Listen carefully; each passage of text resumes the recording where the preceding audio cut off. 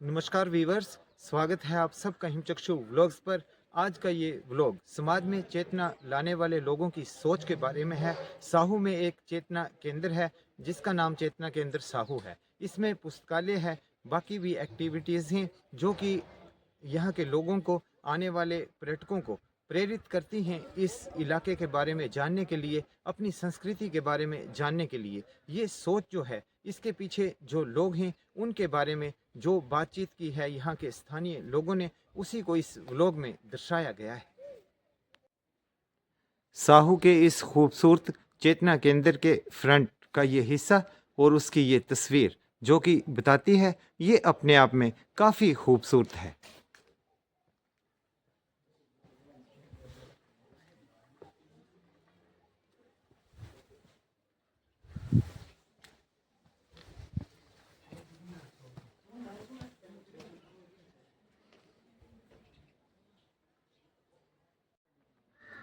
प्राकृतिक दृष्टि से भी ये चेतना केंद्र जो है वो अपने आप में अद्भुत है। और इसके चारों तरफ जो है इस प्रकार के पेड़ हैं और ये पौधे हैं जो कि इसकी खूबसूरती में चार चांद लगाते हैं। ये चिनार के पेड़ शायद यही कह रहे हैं कि आज के समाज को पुस्तकालय की, पुस्तकों की और उनको पढ़ने वालों की ज़रूरत है। और इसी को दर्शाता हुआ ये चेतना केंद्र समाज में एक चेतना भरने का काम करता हुआ।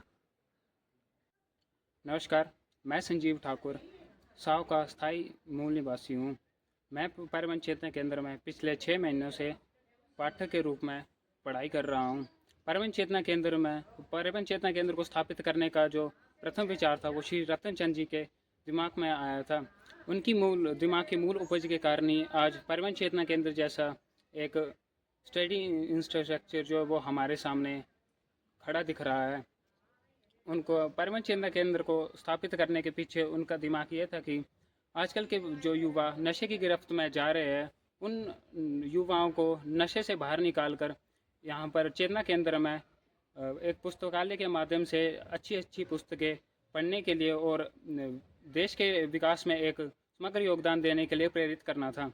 जैसे कि आप देख सकते हो कि परिवहन चेतना केंद्र में उद्यान, फूल बगीचे और पशुपालन जैसी सुविधा जो उपलब्ध है, इसको स्थापित करने के पीछे रतन चंद जी ने काफ़ी गहरा संघर्ष किया है।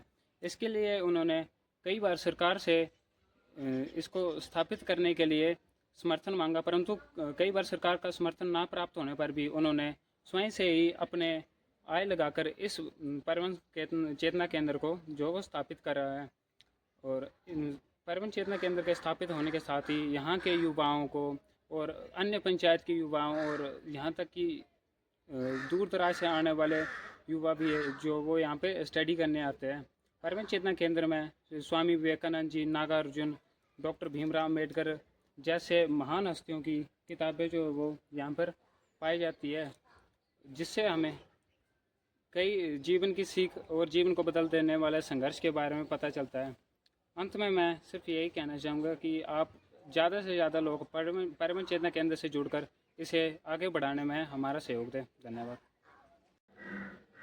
चेतना केंद्र की दीवारों के ऊपर कुछ श्लोक ऐसे लिखे गए हैं जो कि हमें बहुत अच्छे विचारों की तरफ प्रेरित करते हैं। जैसे कि ये धरती अपने प्रत्येक निवासी की आवश्यकता को पूरा करने के लिए यथेष्ट साधन उपलब्ध करती है, लेकिन हर व्यक्ति के लालच की पूर्ति नहीं कर सकती। चेतना केंद्र के पुस्तकालय के प्रवेश द्वार के ऊपर ये लगी हुई गणेश की प्रतिमा, एक तरफ स्वामी विवेकानंद जी, और ये प्रवेश द्वार से ही पता चलता है कि लाइब्रेरी जो है, पुस्तकालय, उसमें पुस्तकों की जो वैरायटीज़ होंगी वो तो अपने आप में अद्भुत होंगी। आइए देखते हैं। साहू के इस चेतना केंद्र में ये सेल्फ जिनमें रखी हुई ये बुक्स और ये पुस्तकालय की शोभा बढ़ाती हुई। और इस समय जबकि मैं इस व्लॉग को बना रहा हूँ, इस चेतना केंद्र के इस पुस्तकालय में बहुत सारे जो स्टूडेंट्स हैं और स्थानीय लोग हैं वो भी यहाँ पर जो हैं वो स्टडी भी कर रहे हैं और बुक्स भी पढ़ रहे हैं। ये एक बहुत ही पीसफुल जो है वो चेतना केंद्र का स्थान है, जहाँ पर किसी डिस्टरबेंस के बिना जो है वो लोग अपना पाठ्यक्रम कर सकते हैं, किताबें पढ़ सकते हैं।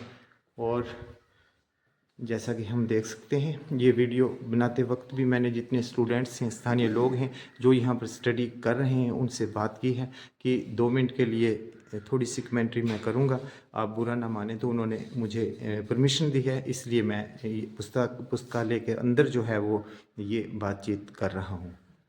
ये एक विहंगम पूरा एक दृश्य है इस पुस्तकालय का, जो कि अपने आप में काफ़ी खूबसूरत है और हमें प्रेरित भी करता है कि हम कुछ विषयों को जो हमें मालूम नहीं है, कुछ ऐसी बुक्स, ऐसी किताबें जिनमें इतिहास है, हमारी संस्कृति छुपी हुई है, उसकी हम स्टडी करें, उसका हम अध्ययन करें। और इसकी दीवारों के ऊपर जो एक्टिविटीज़ हुई हैं यहाँ पर काफ़ी सालों से, जब से श्री रतनचंद जी इस संस्था को बनाने के लिए, इस चेतना केंद्र को बनाने के लिए उनकी सोच और उसके बाद की वो उनके कर्म की कुछ तस्वीरें जो हैं वो यहाँ पर इस पुस्तकालय में हैं, जो कि हमें दीवारों पर देखने को मिल रही हैं।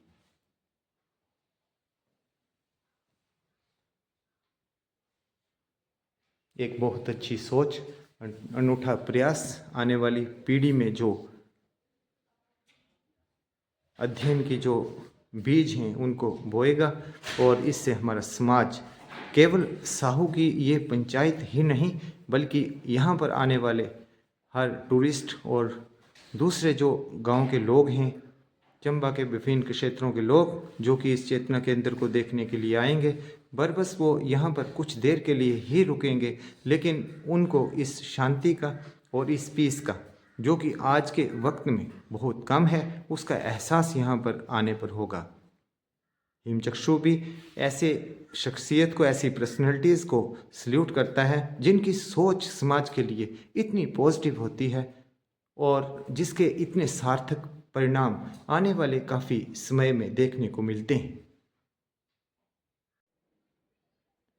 चेतना केंद्र के प्रांगण में लगे हुए ये फूलों के पौधे, ये तो अपने आप में इस चेतना केंद्र की सुंदरता को 4 चांद लगा रहे हैं। और चिनार का ये पेड़, ये तो यही कह रहा है कि शिक्षा की लौ जो है वो बहुत दूर तक जानी चाहिए, आने वाली पीढ़ियों में भी उसका संचार होना चाहिए।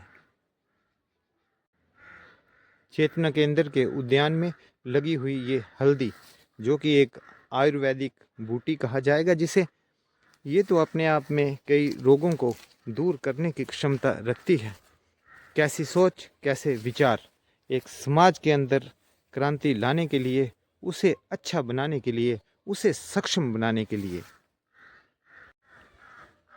चेतना केंद्र के चारों ओर तो मानो प्रकृति ने दिल खोलकर अपना सहयोग दिया है, लेकिन ये प्रयास हैं श्री रतनचंद जी के।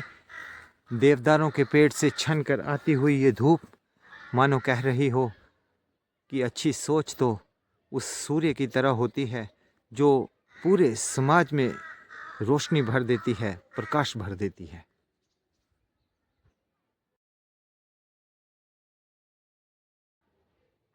वर्तमान की पीढ़ी के लिए ही नहीं, अपितु आने वाली पीढ़ियों के लिए भी ये प्रकाश की लौ ऐसे ही जलती रहे, इस सोच के साथ बनाया गया है ये चेतना केंद्र।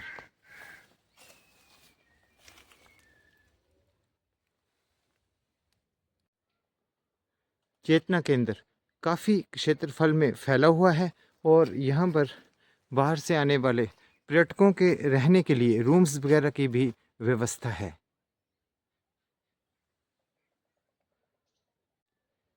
चेतना केंद्र साहू का विश्राम गृह अपने आप में बहुत सुंदर है।